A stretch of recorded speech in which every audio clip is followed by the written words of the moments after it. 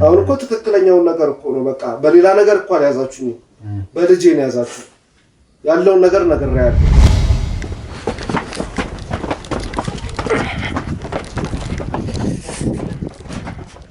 ያንን ሲራ አንተ ምን ተሰማ ነገር ስላለ ነው። ምን ተሰማ ነገር ስላለ ነው። አንተ ምን ተሰማ ነገር ስላለ ነው።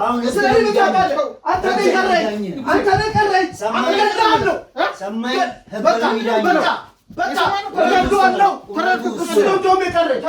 ራሴ ያለው ነገር ገለጽኩ። ባንተና በመላኩ መካከል ያለ ምንም አይነት ችግር የለም ብለህ ታምናለህ? አምናለሁ።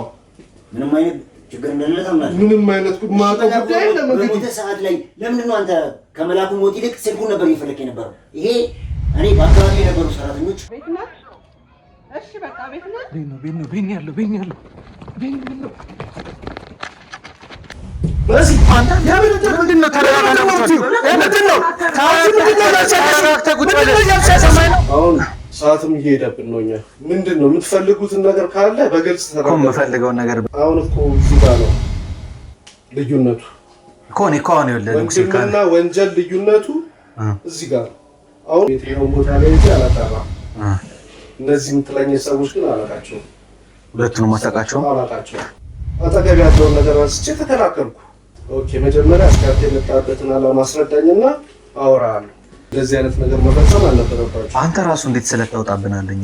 እሱ በጣም ገንዘብ ከተባለ ምንም ነገር የማድረግ ምን እንግዲህ የማውቀው ነገር የለም። የምታውቂው ነገር ካለ አስረጃቸው። አትጩህ!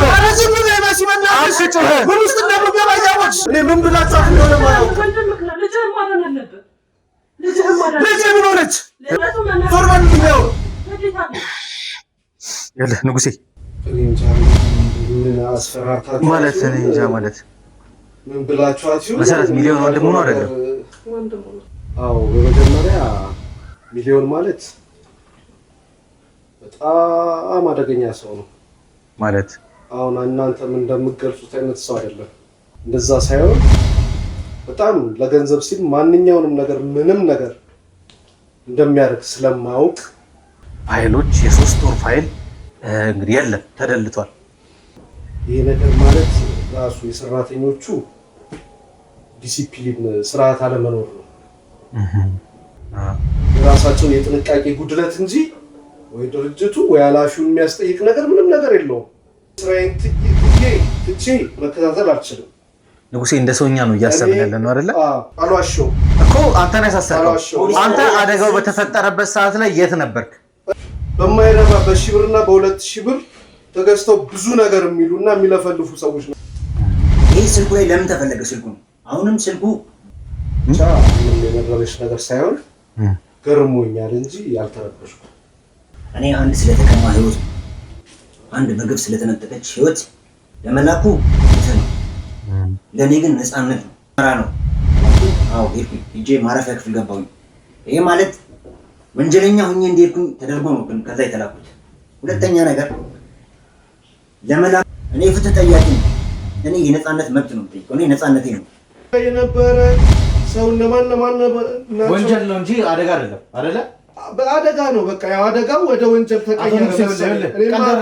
እየሰማኝ ነው። ቀላል እንግዲህ ውድ ቤተሰቦቼ አሁን ከቤት ወተን እንግዲህ አቶ ንጉሴን ለማግኘት ጥረት እያደረግን ነው የምንገኘው። ባለቤቱ ይገኝበታል ወደሚባለው ቦታ እንግዲህ በመኪና መሄድ ያለብን ድረስ ሄደናል። ከዚህ በኋላ ደግሞ በመኪና ስለማያስሄድ ግዴታ በእግር ነው ያለብን ብላን በእግር ልንገባ እየተዘጋጀን ያለ ነው። እንግዲህ ስንገባ ምን ሊፈጠር እንደሚችል ንጉሴን በምን አይነት ሁኔታ ልናገኘው እንደምንችል አላቅም። ስለዚህ ይህንን ነገር ለማጣራት መሄድ ያለብን ርቀት ድረስ እንሄዳለን። ዛሬ በእርግጠኝነት አቶ ንጉሴን እናገኘዋለን ብዬ ተስፋ አደርጋለሁ። ምናልባት ይሄኛውን ቪዲዮ በሁለተኛ ቀን ከሆነ እያያችሁ ያላችሁት ሰላም ጤና ይስጥልኝ እንደምን ዋላችሁ እንደምን ከረማችሁ እንደምን ቆያችሁ ውድ ቤተሰቦቼ። ዛሬ እንግዲህ በተነጋገርነው መሰረት እንግዲህ ቀድሞ ቪዲዮ ላይም በተለቀቀው መሰረት ዛሬ የተሻለ ነገር ይዘን እንመጣለን ብለን ተስፋ እናደርጋለን። ቻናሉ አዲስ ነው፣ ሰብስክራይብ እየተደረገ አይደለም። ባካችሁ ወዳጅ ዘመዶቻችሁ ሼር በማድረግ ወዳጅ ዘመዶችን እንድታበዙልኝ እፈልጋለሁ። እስኪ ዛሬ ምን ሊፈጠር ይችላል፣ አቶ ንጉሴን በምን አይነት ሁኔታ ልናገኘው እንችላለን የሚለውን ነገር እናያለን። የመላኩ ደም እንደዚህ መና ሆኖ አይቀርም። እስከ መጨረሻው ድረስ ወንጀል ይሁን አደጋ ይሁን ለማጣራት ጥረት እናደርጋለን።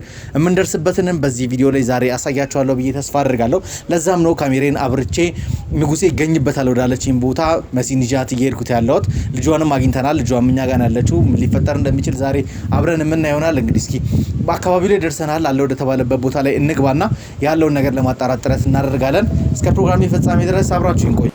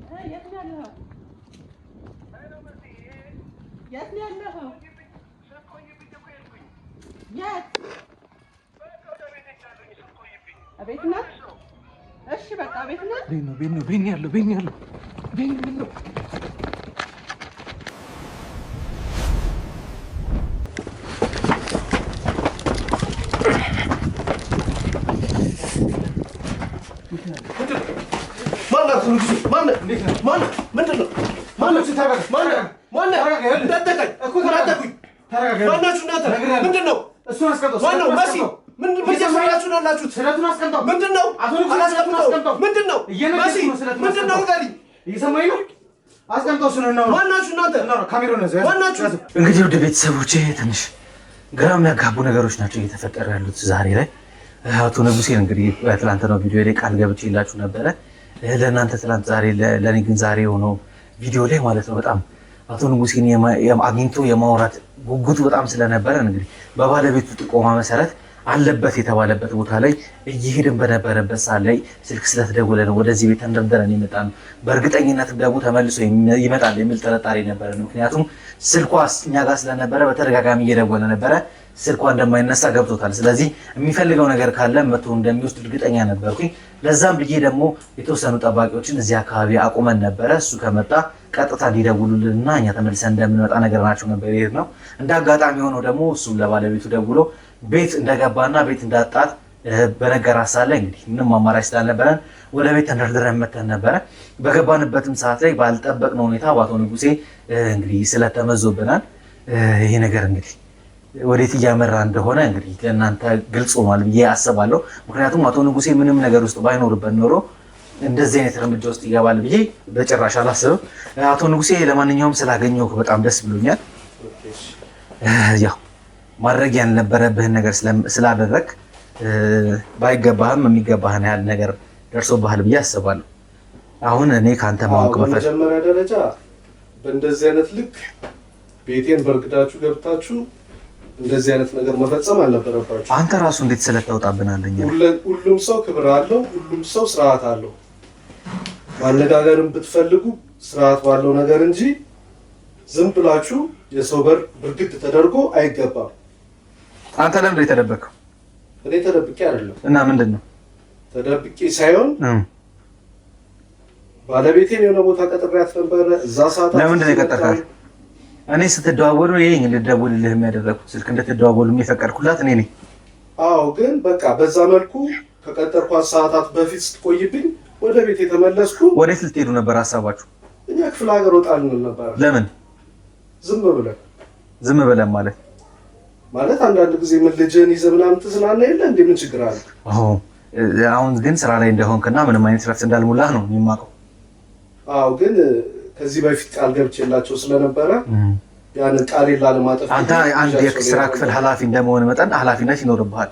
ያንን ኃላፊነትን ትተህ ደስ ባለ ሰዓት ላይ ተነስተህ የድርጅቱን ስራ በድለህ ደስ ባለ ሰዓት ላይ ቤተሰቦችን ይዘህ ወደ ክፍለ ሀገር መሄድ አትችልም። ምክንያቱም በአንተ ሰራተኞች አሉ። አይ ደስ ባለ የሚለው ነገር ትክክለኛ ቃላት አይደለም እኮ የሚያስፈልገው ሳይሆን ነገሮችን አስተካክዬ ባለቤቴና ልጄን ይዤ ትንሽ ወጣ ብዬ መመለስ የራሳችን እቅር ስለነበር ነው። በቃ ሌላ ነገር የለውም። ያን አቀላሽ ተነጋግራችሁ ስለነበረ ነው። አዎ። ባለቤት ግን እየነገረችኝ የነበረው ደግሞ ያን አይደለም። ከብዙ ማወጣጣት በኋላ እሷ የነገረችኝ በቃ እንደተደረሰብህ እርግጠኛ ስለሆንክ መሸሽ ስላለብህ ባለቤትን ይዘህ ለመሸሽ ነው ጥረት እያደረክ ነበር። ምንድን ነው እንደዚህ አይነት ተረት ማለት እንደዚህ አይነት ነገር የምታውቂው ነገር አለ እንዴ? ምን እኔ እንግዲህ የማውቀው ነገር የለም። የምታውቂው ነገር ካለ አስረጃቸው። የማውቀው ነገር የለም አባ። ምንም የምታውቀው ነገር የለም። ቤቴ ውስጥ በእርግዳችሁ ገባችሁ። ስትገቡ እንደ ማንኛውም ራስን ለማዳን አጠገብ ያለውን ነገር አንስቼ ተከላከልኩ። ግን የነበረብህ አኳኋን አመጣጥህ ምናምን ራስን የመከላከል ሳይሆን ሆን ብለህ ለጥቃት እንደተዘጋጀህ አይነት ሰው አድርገህ ነበር። በዛ ሰዓትማ ምን አንተ እንዲህ አይነት አደጋ ሲመጣብህ ገና ሌላ ነገር ታስባለህ? እንደ አጠገብን ያለውን ነገር አንስተህ መከላከል ነው። እስኪ አቶ ንጉሴ ትንሽ እናንተ ረጋ ብለን እንድንጫወት ፈልጋለሁ። አሁን ካለንበት ስሜት ትንሽ ረጋ ብለን እኔ የገባኝ ነገር ስለሌለ ይቅርታ። አሁን ሰዓትም እየሄደብን ነው። እኛ ምንድን ነው የምትፈልጉትን ነገር ካለ በግልጽ ተናገር። የምፈልገውን ነገር በግልጽ እነግርሃለሁ። ከዛ በፊት ግን እኔ እናንተ መነጋገር ያለብን አንድ ጉዳይ አለ። ያ ምንድን ነው? አቶ ንጉሴ ማን ነው? ለምንድን ነው ድርጅቱን በድርጅት ውስጥ ያለውስ ሚና ምንድን ነው የሚለውን ነገር በደንብ ማወቅ እንፈልጋለን። ከዛ ውጭ ደግሞ የመጣሁበትንም ዓላማ ደግሞ በደንብ አድርጌ አስረዳሃለሁ። ኦኬ፣ መጀመሪያ እስቲ አንተ የመጣበትን ዓላማ አስረዳኝና አወራለሁ። እኔ መርማሪ ጋዜጠኛ ነኝ፣ ቴድሮስ እባላለሁ። ምናልባት የማታውቀኝ ከሆነ የመጣሁትም ደግሞ እናንተ ድርጅት ውስጥ የተሰራ አንድ ወንጀል አለ። ስለዛ ወንጀል አንተ የምታውቀው መረጃ ለእኔ እንድትሰጠኝ ስለፈለኩ ነው አንተን አግኝቶ ለማዋራት እዚህ ድረስ የመጣሁት። ስለማወራው ጉዳይ ደግሞ በደንብ ጠንቅቀህ ታውቃለህ ብዬ አስባለሁ። እስኪ ስለ አቶ መላኩ የምታውቀውን ነገር አጫውተኝ። ማን ነው አቶ መላኩ? መላኩን አታውቀውም? ስለ አቶ መላኩ ምንም ነገር አላውቅም ነው እያልከኝ ያለው? የማውቀው ነገር የለም ወይ? ስለ ራሴ የምትጠይቀኝ? እስኪ ቆይ አንድ ጥያቄ ልጠይቅህ። እኔ ብዙ ነገር ሳጣራ ነበርና እዛ ኤችአርም ገብቼ የእናንተን ዶክመንቶች እያየሁ ነበረ። አንተ የምትሰራበትንም የስራ መደብ ለማየትም ለመገንዘብም ችያለሁ። የቴክኒክ ክፍል ኃላፊ መሆንን አውቀናል። በአንተ ስር ከ15 በላይ ሰራተኞች እንዳሉ አውቀናልና ምናልባት በአንተ ስር ያሉ ሰራተኞች ውስጥ የምታውቃቸው ሰዎች ይኖራሉ ብዬ አስባለሁ። በተለይ ዮናስና መላኩ እንግዲህ በአንተ በኤሌክትሪሻን ክፍል ውስጥ በደንብ በትጋት ሲሰሩ የነበሩ ሰዎች መሆናቸውን አውቃለሁ። ስለነሱ እስኪ የምታውቀውን ነገር ንገረኝ። ስማቸውን፣ ቀበሌን፣ ሰፈራቸውን፣ የትኛውን ቦታ ላይ ሄጄ አላጣራም። እነዚህ የምትለኝ ሰዎች ግን አላውቃቸውም። ሁለቱንም አታውቃቸውም? አላውቃቸውም። የስራ መደብህ ምንድን ነው ያንተ? እንደ ማንኛውም ሰው ተራ ተቀጣሪ ነኝ። የቧንቧ ክፍል ውስጥ ነው የምሰራው። ቧንቧ? እኔ ግን ኤሌክትሪሻን እንደሆንክ የቴክኒክ ክፍል ኃላፊ መሆንህን ነው የማውቀው።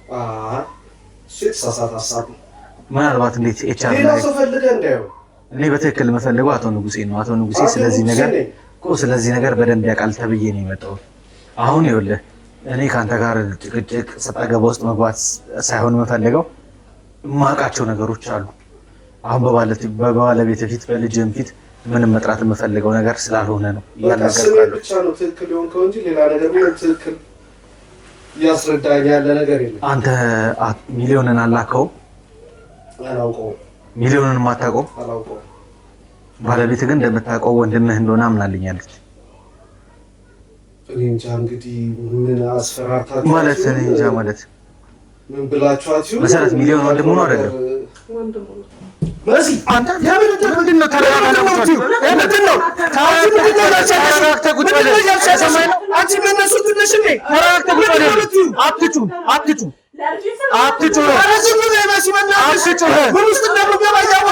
አትጩ ምን ውስጥ ነው የምትገባው? አንተ ወንድም አይደለም እንዴ? ሚሊዮን ወንድም አይደለም ወይ? አላውቅም። ሚሊዮን ወንድም አይደለም። እኔ ምን ብላችኋት እንደሆነ አላውቅም። ልጅ ምን ሆነች? ልጅህን ንጉሴ እውነቱን ማነግረኝ ከሆነ ይዣት ነው የምሄደው። እየሰማኝ ነው አይደል? ምንድን ነው እያላችሁ ያላችሁት? እውነቱን የማትነግረኝ ከሆነ ልጅህን ይዣት ነው የምሄደው። አንተንም ለህግ አካል አሳልፌ እሰጥሃለሁ፣ እሷንም አሳስራታለሁ። ሁለታችሁንም ነው ማሳሰራችሁ። እየሰማኝ ነው? ምን እያለች እንደሆነ እኔ አላውቅም። በቃ ዞር በልልኝ። ይኸውልህ ንጉሴ እንድትረጋጋ እድል ልስጥህ። ተረጋጋ። እየሰማኝ ነው? ተረጋጋ። በዚህ ምን እየሆነ እንዳለ ታውቂያለሽ? ግን ምን ሆነሽ ልጄ? ዝም ብለሽ ነው አትጩህ። ያዙ አንተ ካሜራውን እንግዲህ ውድ ቤተሰቦቼ የነበረው መጋጋል የነበረው ግርግር ትንሽ በቪዲዮ ለመቅረጽ ደስ የማይል ነው የነበረው ነገር። በንጉሴና በመሰረት መካከልም መፈጠር የሌለበት ግጭት ተፈጥሮ ነበረ። ያንን ደግሞ ቪዲዮ መልቀቅም ስለማልችል ዩቲዩብም ስለሚያግደው ነው ይህንን ነገር ቆርጬ ያወጣሁት። ከዛ በኋላም እንግዲህ ከአቶ ንጉሴ ጋር በደንብ ለመነጋገር እና ያሉትን ነገሮች ለማስረዳት ጥረት አድርገናል። ከኔም በላይ አቅሜ በላይ ሆኖ ስለነበረ የህግ አካላትም ገብተው እንግዲህ በሚያስፈልገው መልኩ እሱ ማውራት ባለባቸው ልክ አውርተው ነው እንግዲህ ድጋሚ ቪዲዮን ለመቀጠል የቻልኩት። አቶ ንጉሴ እንግዲህ ከአሁን በኋላ እናንተ ምንም የምንደባበቀው ነገር ይኖራል ብዬ አላስብም። ምክንያቱም ምን ያህል ደረጃ እንደሄድኩኝና ስለአንተ ምን ያህል አጣርቼ እዚህ ቤት እንደመጣሁኝ አሁን በደንብ የተገነዘብክ ይመስለኛል። እስኪ አሁን እኔ ማወቅ የምፈልገው ነገር አለ። አንተ ለምንድን ነው ለሚሊዮን ገንዘብ ከፍለክ አንተን ወክሎ እዛ ድርጅት ላይ የቴክኒክ ክፍል ኃላፊ እኔ ነኝ ብሎ እንዲገኝ ያደረግከው ለምንድን ነው? አዎ በመጀመሪያ ሚሊዮን ማለት በጣም አደገኛ ሰው ነው ማለት። አሁን እናንተም እንደምትገልጹት አይነት ሰው አይደለም። እኛ አብረን ነው ብዙ የኖርነው፣ ብዙ ጊዜ ነው የምንተዋወቀው እና ገንዘብ ላይ ያለው ነገር በጣም ይለያል።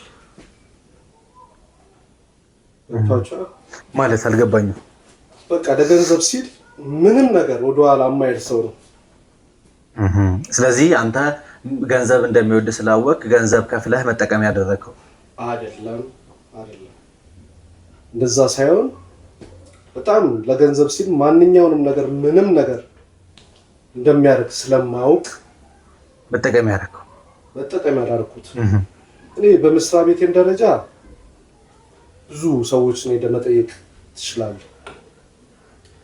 ብዙ ሽልማቶችና ብዙ ነገሮች ያለኝ ሰው ነኝ። በመስሪያ ቤቴ ላይ በጣም ስርዓት ያለኝ ጎበዝ ታታሪ ሰራተኛ እንደሆንኩ ነው የሚነግሩ። መጀመሪያ እንደውም እኔ ጋር ከመምጣት በፊት እነሱ ጋር መሄድ ነበረብን እና በመስሪያ ቤቴ ላይ በጣም ስርዓት ያለኝ ታታሪ ሰራተኛ እንደሆንኩ እኔ ሳሎን እነሱ ይገልጹልሃል። መጀመሪያ እዛ ነበር ሄደህ መጠየቅ የነበረብህ። መስሪያ ቤት ሄጄ ነበረ። መስሪያ ቤት በገባሁበት ሰዓት ላይ አንተ የለህም።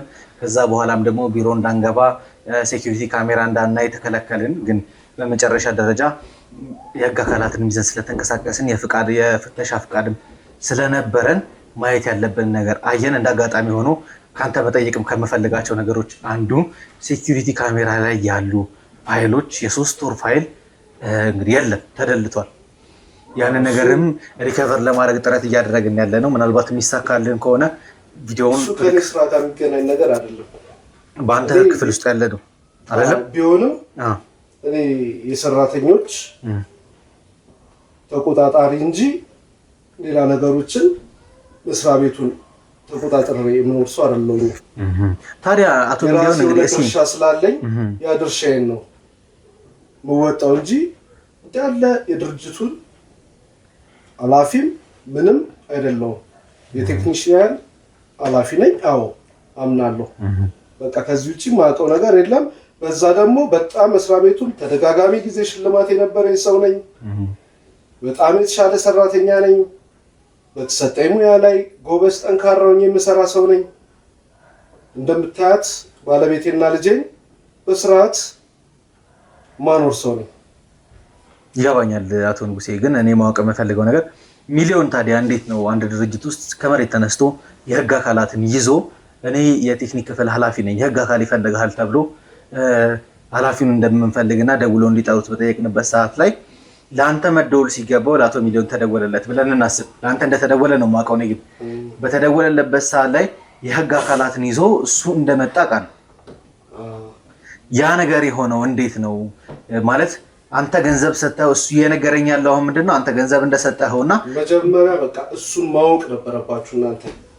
እሱ በጣም ገንዘብ ከተባለ ምንም ነገር የማድረግ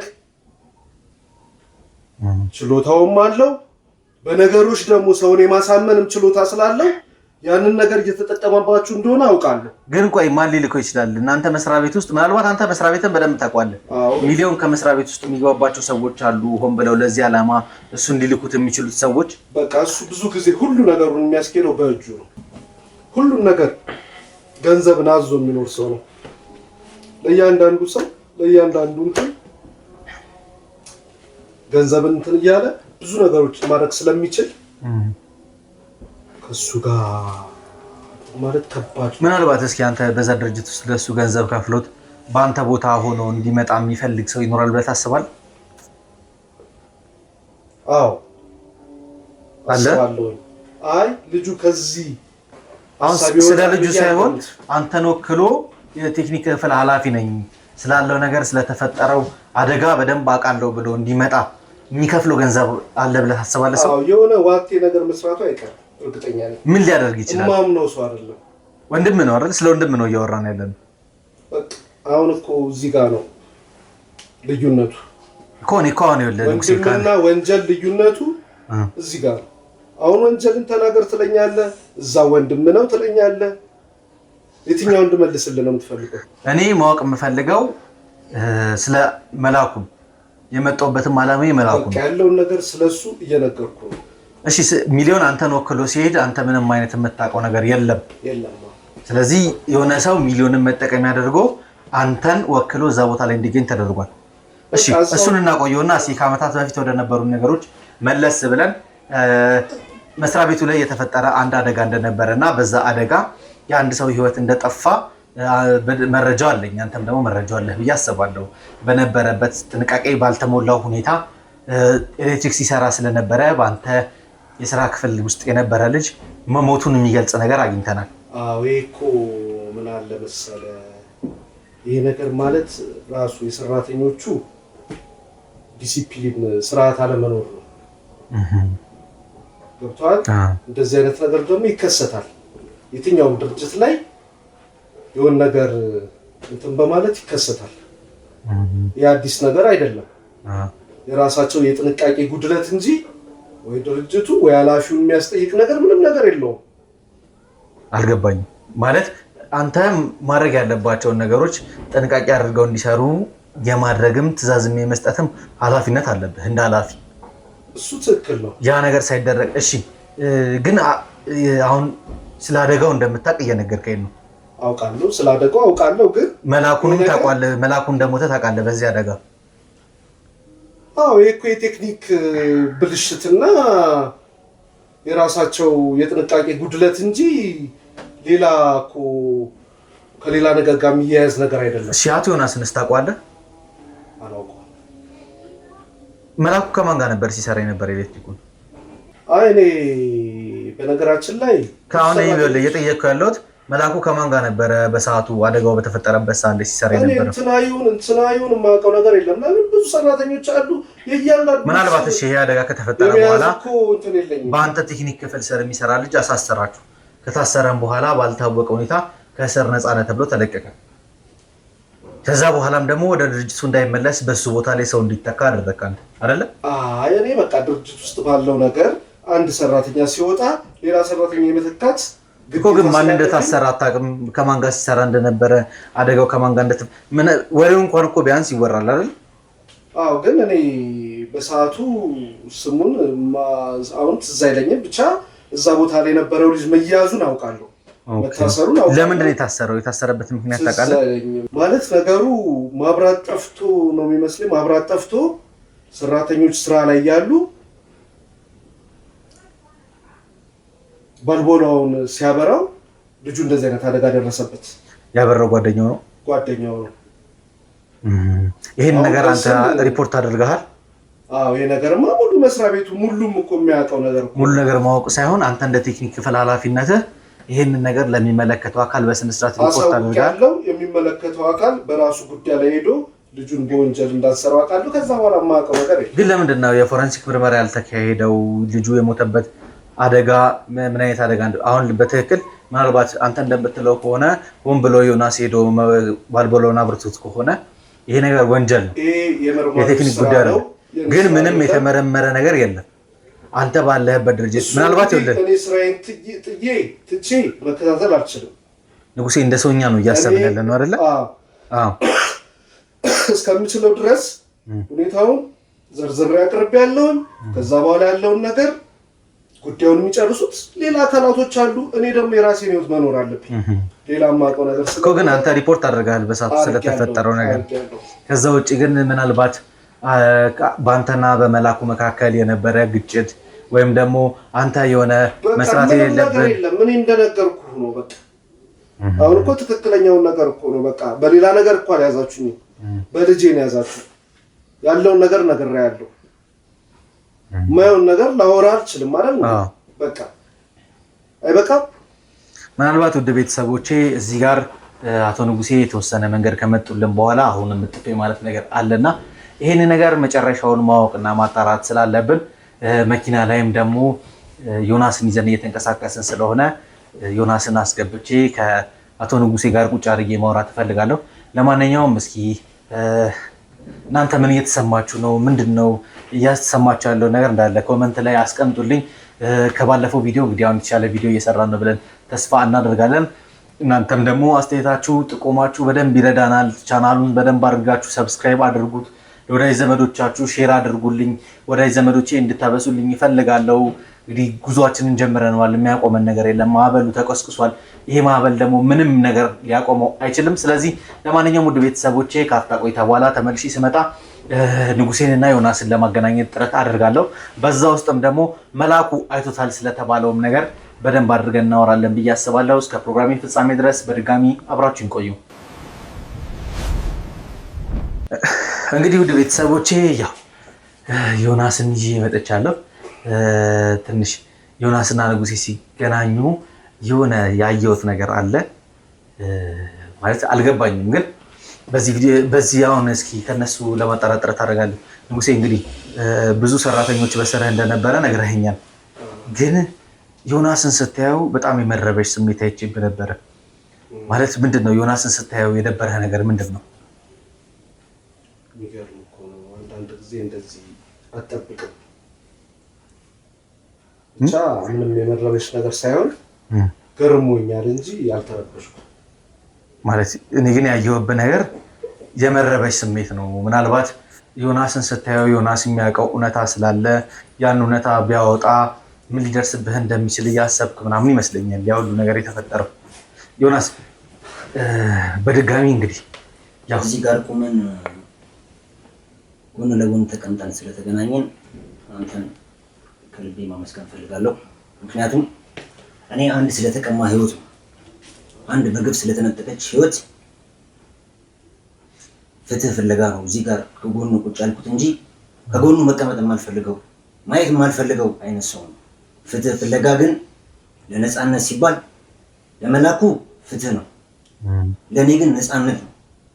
ይህን ለማድረግ እስከ መጨረሻው ድረስ ከአንተ ጋር እንደሆንኩኝ ቃል ገብቼ ነበረ። አሁንም አብሬን ያለሁት ዛሬ በትክክለኛው አቶ ንጉሴ ማለት እሳቸው ናቸው። ባለፈው ያየሁትን እኔ አላውቀውም ብያለሁ። እንግዲህ አቶ ንጉሴን የምትጠይቅልኝ ነገር አንተ እንድትጠይቅልኝ ነው የምፈልገው፣ ምክንያቱም እኔ መጠየቅ ስለማልችል። በዛን ወቅት አቶ ንጉሴ የት ነበሩ? አንድ ጥያቄ ነው።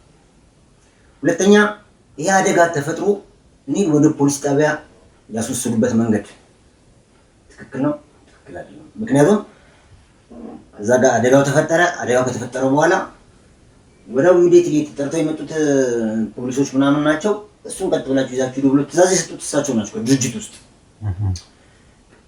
ለምንድን ነው የሚሄደው ብዬ ስጠይቅ ትክክለኛ ነገር ነው ለምርመራ ነው ተባልኩኝ። አዎ ሄድኩኝ። ሂጄ ማረፊያ ክፍል ገባሁኝ። ይሄ ማለት ወንጀለኛ ሁኜ እንደሄድኩኝ ተደርጎ ነው ግን ከዛ የተላኩት። ሁለተኛ ነገር ለመላኩ እናት ስልክ ስደውልላት ቶሎ እንድደርስ እኔን ይዘው እንደሚሄዱ ፖሊስ እየመጣ እንደሆነ እሳቸው ስለሰማሁኝ የመላኩ እናት ቶሎ ብዬ ይዤ መጥቼ የመላኩን ስልክ ነው እኔ ለእናትየው የሰጠሁት። በዛን ሰዓት ጋሽ ንጉሴ እሱን ስልክ ይፈልጉ ነበር በጣም በፍጥነት። እኔ እንደሄድም የተደረገው ለዛ ነው። የታለ ስልኩ ነበር ሲባል የነበረው። ይሄ ስልኩ ላይ ለምን ተፈለገ? ስልኩ አሁንም ስልኩ ለእናትየው ለሟች እናት አደራ ብዬ የልጁ ስልክ ነው። ማየትም አይፈልጉም እሳቸው፣ ስክሪኑን ማየት አይፈልጉም። ተቀምጦ ነው ያለው።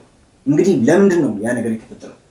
ሁለተኛ ነገር እኔ ለአንተ ባለፈው ነገር ያለው አሁንም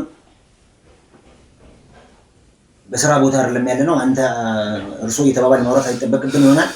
በዛም ይቅርታ ልጠይቅ እፈልጋለሁ። እሱ መጀመሪያ የመላኩን እናት መጥቷ እንድትጠይቅ አልፈቀደም። ይሄ ለአንተ መጀመሪያ ይሄ ለዚህ ሁሉ መነሻ የመብት ጥያቄ ነው። ደም ነው፣ ህይወት ነው የጠፋው። ሩቅ አስቦ ባጭር የቀረ ልጅ ነው መላኩ ማለት። ይሄ በአክሲደንት ከሆነ አው በቃ ፈጣሪ የፈጠረው ነው ተብሎ እናትየውን ማምነት ይቀር።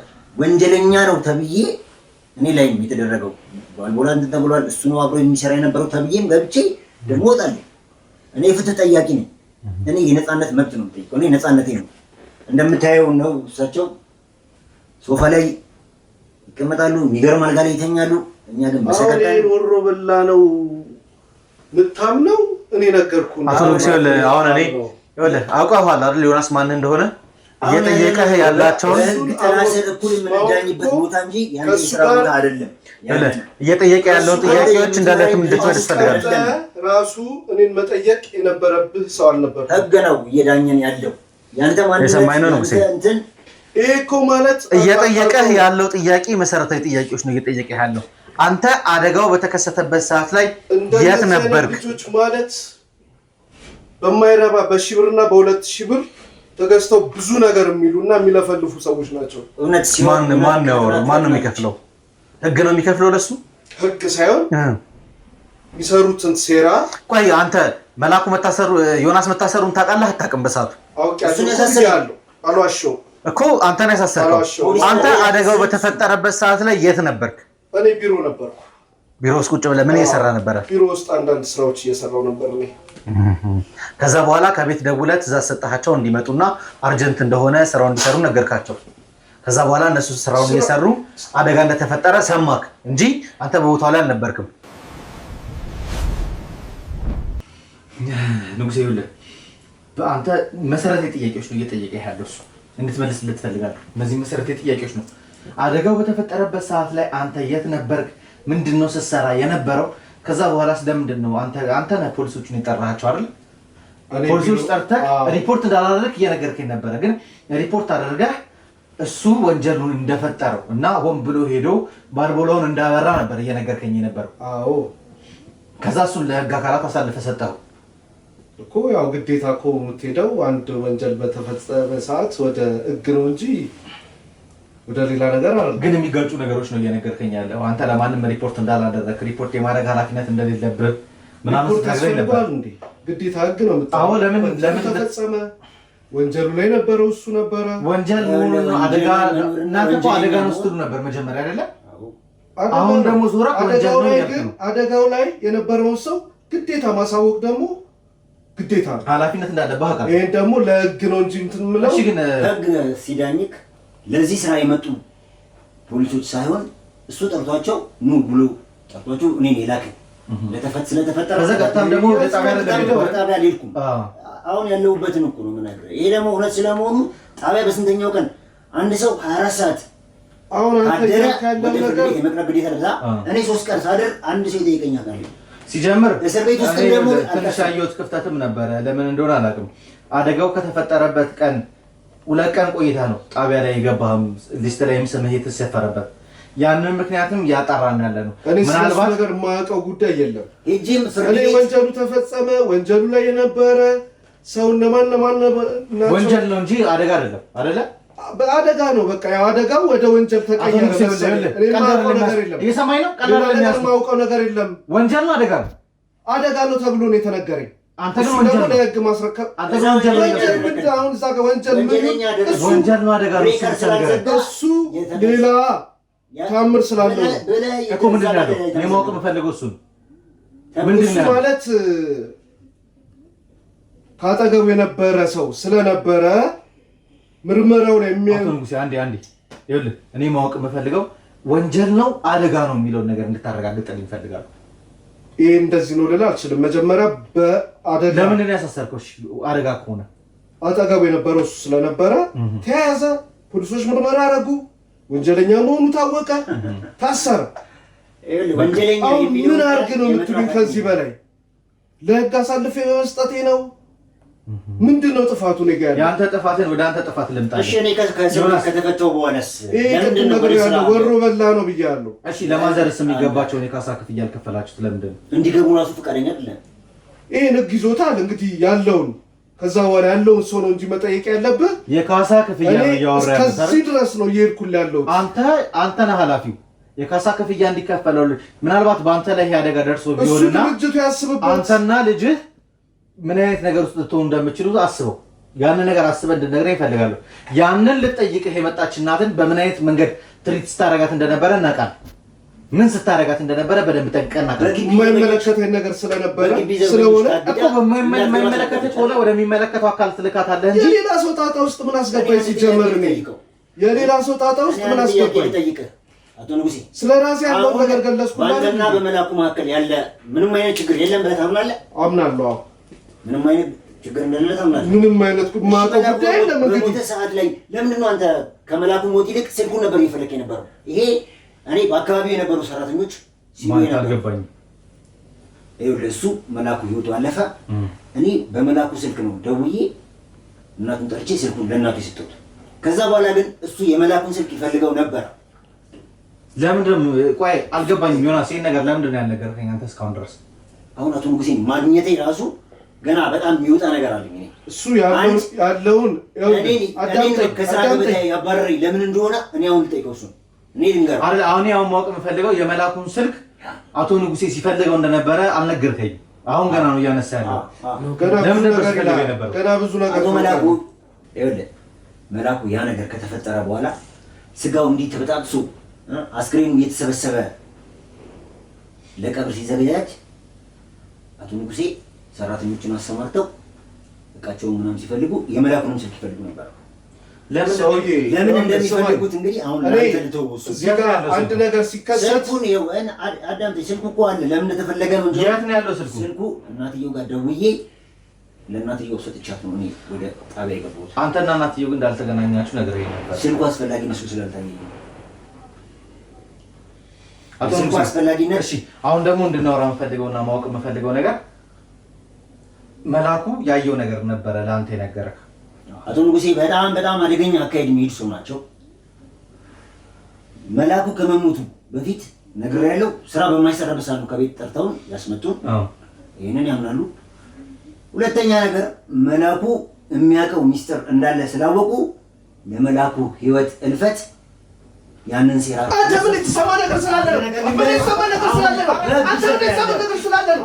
ስለዚህ ምታባለው አንተ ነህ ቀረኝ።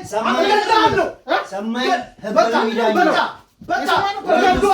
ተረድኩ። እሱ ነው እንደውም የቀረኝ።